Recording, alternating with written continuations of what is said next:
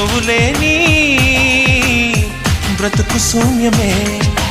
అందాల శ్రీమతికి చెప్పలేని అలకంట, మనసారా లాలిస్తే చట్టి పాపతానంట. శ్రీవారి సరసాలు పన్నిటితో జలకాలు, నీ చూపులో మురిపాలు, నీతో ఎలా జగడాలు.